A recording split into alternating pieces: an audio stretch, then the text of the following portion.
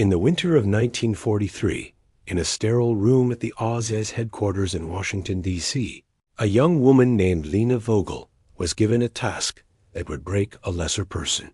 Her tools were not guns or codes, but a magnifying glass and a sharpened pencil.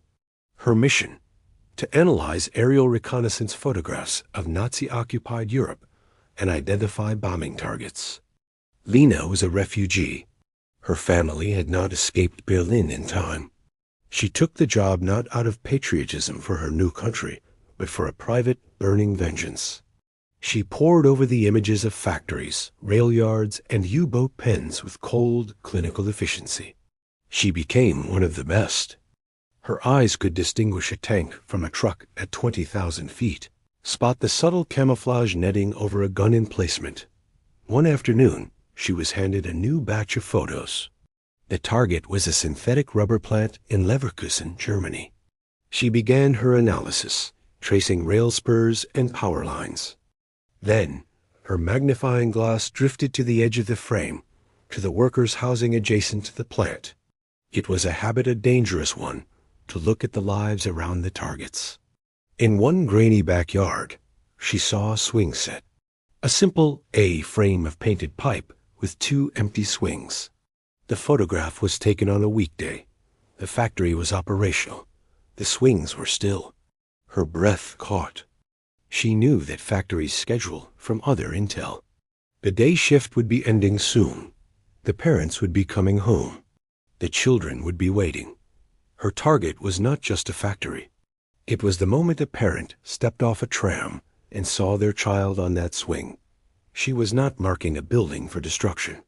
She was marking a moment of peace for annihilation. Her hand, usually so steady, began to shake. The lead point of her pencil, which had coolly circled so many fuel depots, hovered over the roof of the factory. In her mind, she didn't see schematic diagrams of blast radii.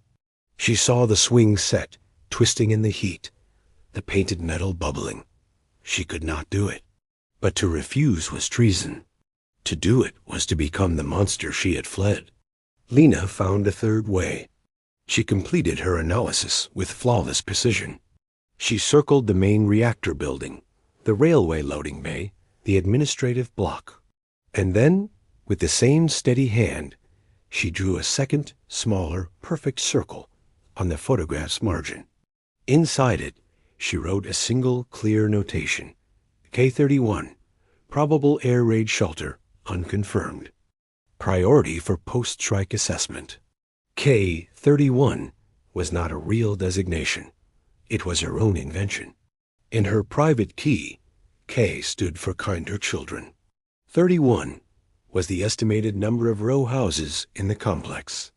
By marking a non-existent high-priority shelter, she was ensuring that the post-mission briefing would focus on why the civilians there might have survived, subtly steering the moral debrief away from pure celebration of destruction. The raid happened.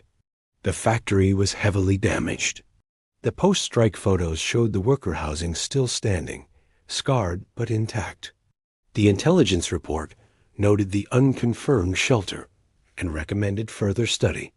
The mission was deemed a tactical success. Lena never knew if she had saved a single life.